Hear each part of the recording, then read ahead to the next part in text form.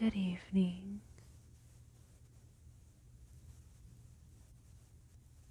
Welcome back.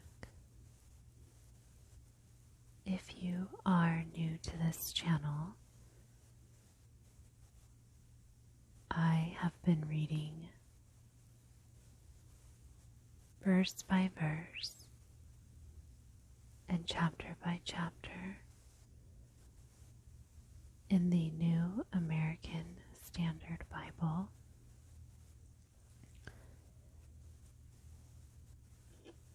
And last week, we ended Genesis chapter 44, and I decided that for the next couple weeks, we are going to catch up in the Picture Bible.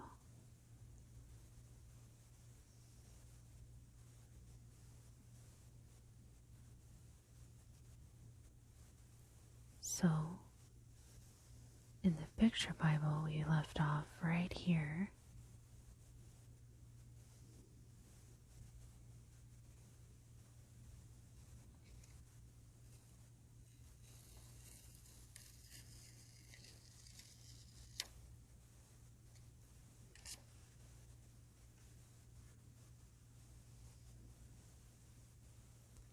And the Picture Bible is obviously a little different than the New American Standard. So, for example, here it'll have Genesis 27:17 through 21, and then 22:1 through 10. It kind of combines the stories.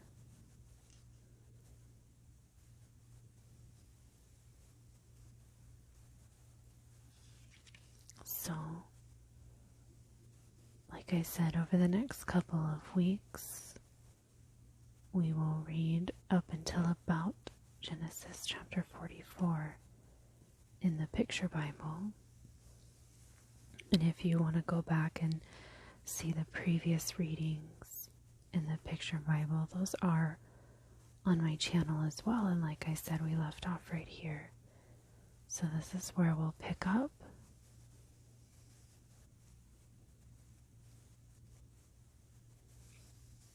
So let's get started this evening.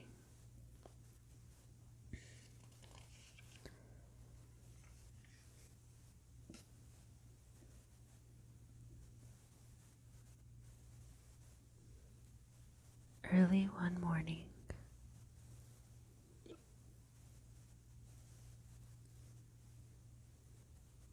because of Sarah's jealousy, it is better that you and Ishmael leave. Have no fear. God will watch over you.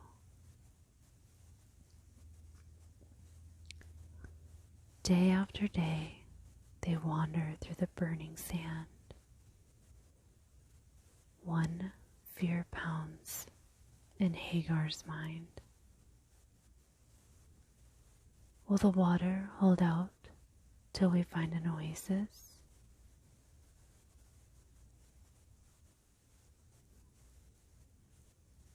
At last, the dreaded moment comes. There's no more water, Mother. I'm dying of thirst. I know, son, so am I. Lie down in the shade of the bush. Oh God, let me not see the death of my child.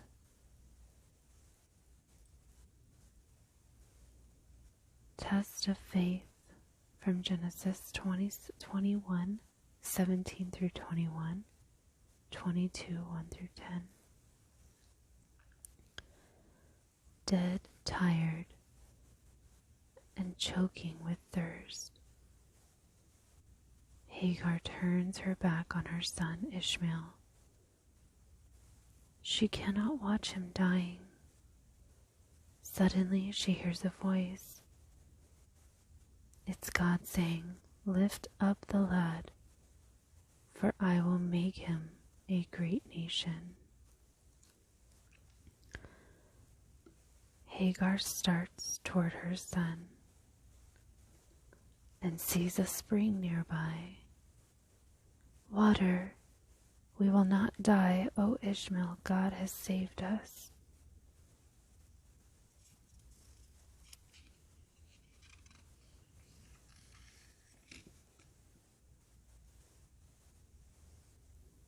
"Drink, my son, God is with us. We never need be afraid again."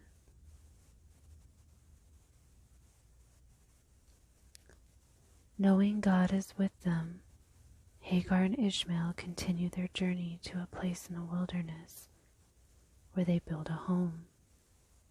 Years pass.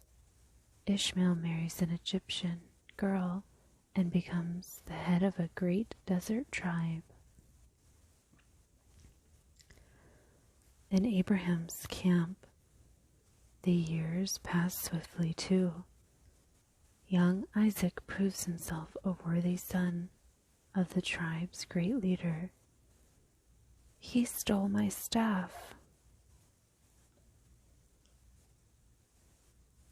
"If you took his staff, return it, and you ever remember that we don't settle quarrels with our fists."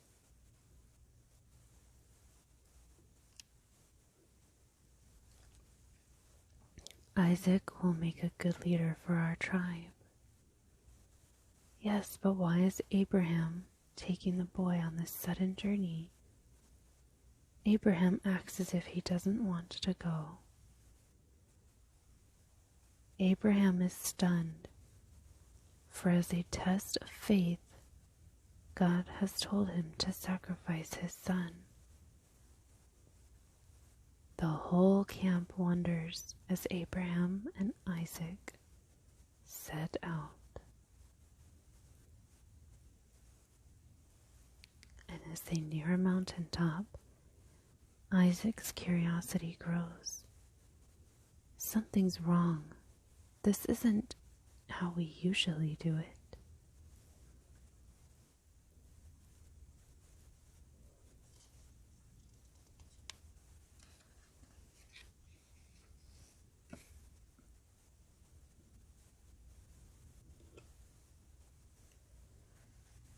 Alone on the mountain top, Abraham and Isaac build an altar. "Here's the wood, Father, but where's the sacrifice?" "God will supply the sacrifice, my son." Abraham turns quickly and binds his son. "Father, if God wants me to give him my only son, I will obey."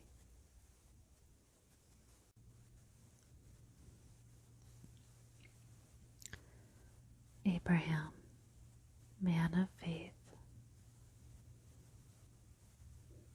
Many times, Abraham demonstrates his faith in God by doing exactly what God asks him to do without question. Here are some examples. God asks Abraham to leave his home and go to an unknown land. Abraham leaves with his whole family and goes almost 600 miles to Haran.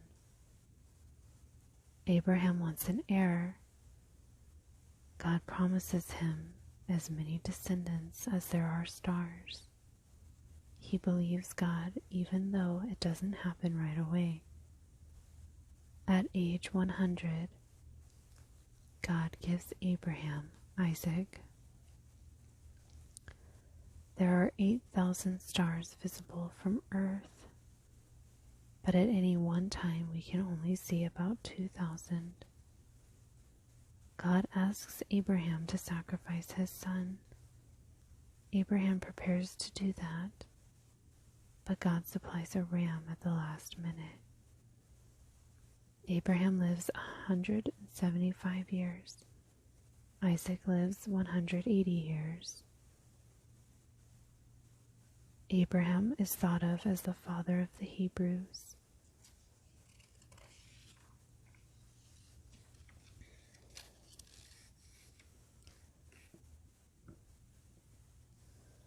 A bride is chosen. On page 67 through 71, we read about Abraham sending his servant Eliezer to find a bride for his son Isaac. In Bible times in the East, parents select the bride for their sons. This story helps us understand how it is done. Abraham sends Eliezer to select a bride and meet her family. Eliezer meets with Rebekah's brother, the family's representative. Eliezer is offered food, but refuses to eat until the negotiation is complete.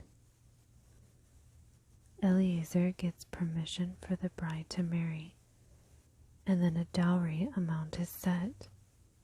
He gives many gifts to Rebekah's family, showing Abraham's great wealth. A dowry is a gift given to the bride's father to make up for the loss of his daughter's help. The marriage agreement is sealed by everyone eating food together. Some gifts are given to the bride. Rebekah's father gives her a nurse and maids to attend her. The bride goes to meet her husband, and they are married. The bride becomes part of the groom's family in Old Testament times.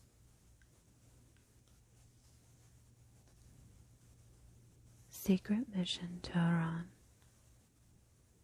from Genesis 22, 11 to 18, and 23, 1 through 2, 19 through 20, and 24, 1 through 10. Suddenly, Abraham hears the voice of God. Don't put your hand upon the boy, for now I know that you fear God. As Abraham looks joyfully at Isaac, he notices a ram in a nearby thicket. A ram for the sacrifice. Oh God, my God, I thank you. Quickly, Abraham releases Isaac and puts the ram in this place on the altar. Father, you gave me to God, and he gave me back to you. Yes, my son, it was a test of faith. Oh, Isaac, never doubt the wisdom and love of God.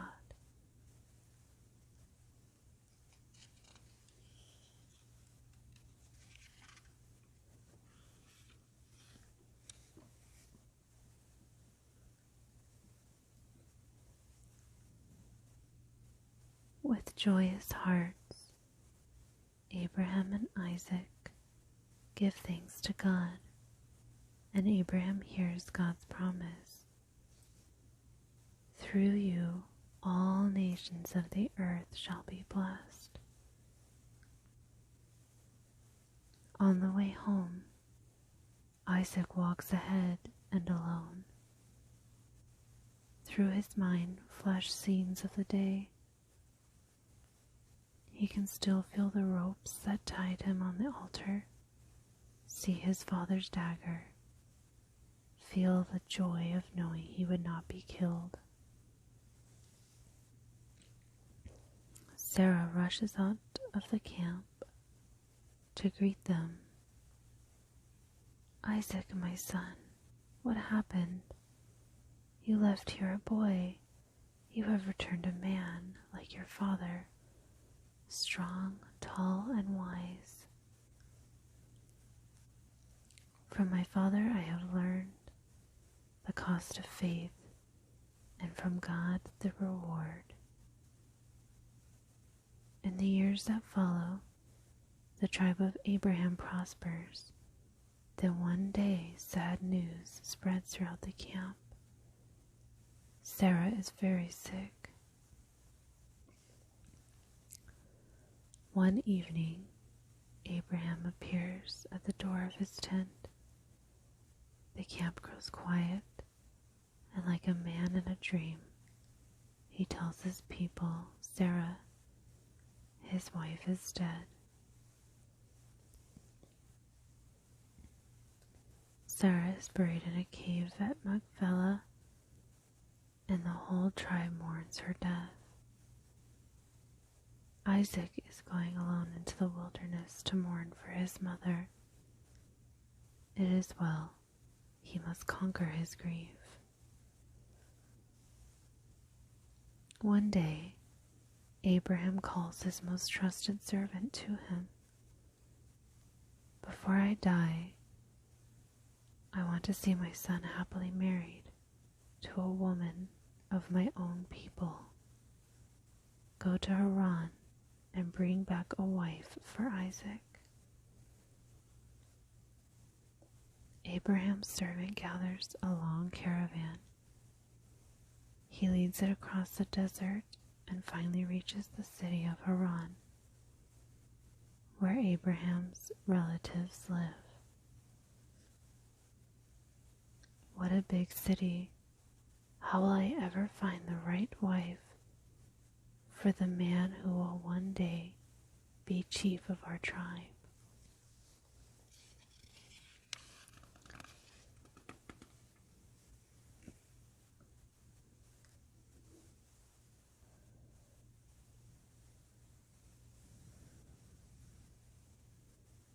A bride for Isaac, from Genesis 24:11 through 67, 25:7 through 8. Abraham's servant reaches Haran in the evening. He rests by the town's well and sees young women of the city coming to get water. "Oh God, give me a sign. Let the one who gives water to me and my camels be Isaac's bride." "How beautiful she is. Will she be the one? Please give me a drink." "I'll be glad to, and I'll draw water for your camels too. She is the one." When the girl has finished watering the camels, the servant gives her earrings and gold bracelets. "What is your name? Do you think there is room for me to stay in your father's house?" "How beautiful these presents are. My name is Rebecca, and we have room for you in our house." "Wait."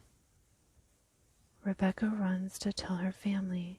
When she shows the presents, Laban, her brother, goes out to meet Abraham's servant. "Come, my father has room for you in your caravan."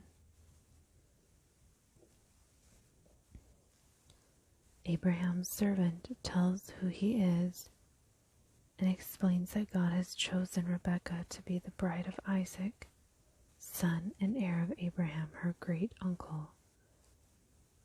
"Take Rebekah to be the wife of my uncle's son, as the Lord has spoken." Early the next morning, the caravan gets ready to return to Abraham's camp. Rebekah says goodbye to her family, and the caravan begins its long journey.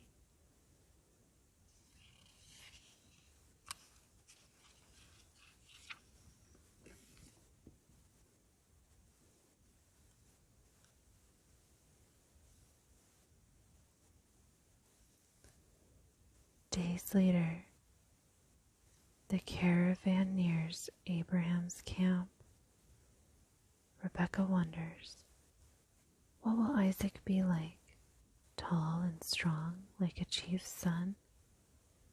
I wonder if he will love me. Who is the man coming to meet us? It is Isaac. He is handsome. Is this woman to be my wife? When Isaac sees Rebecca, he falls in love with her at once and takes her to his father for his blessing.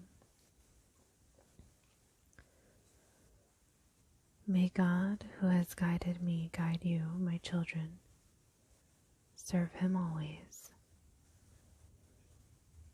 The whole camp rejoices when Isaac and Rebekah are married.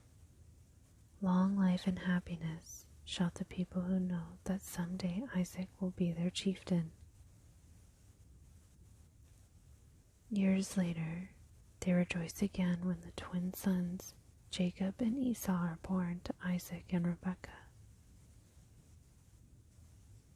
More years pass and Abraham grows older. He becomes feeble and finally too sick to move. The end is near, and the people dread the news Isaac brings one day. My father is dead. Our sorrow is great. Yes, but we salute you, Isaac, our new chief. In his first moments as chief of the tribe, Isaac thinks of his brother. Take the news of my father's death to his first son Ishmael. Ishmael, what if he takes revenge on Isaac? Traders from the wilderness say Ishmael is a mighty hunter. His arrows never miss. Isaac would be no match for such a one.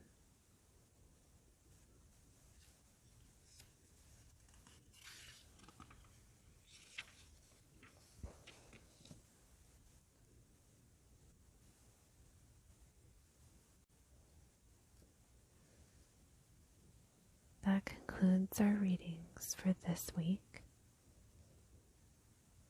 Like I mentioned earlier, we will, for the next couple of weeks, read through the Picture Bible to catch up to where we are in the New American Standard Bible.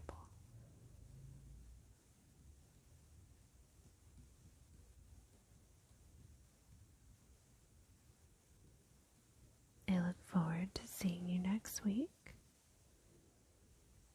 I hope you've enjoyed the readings out of the Picture Bible.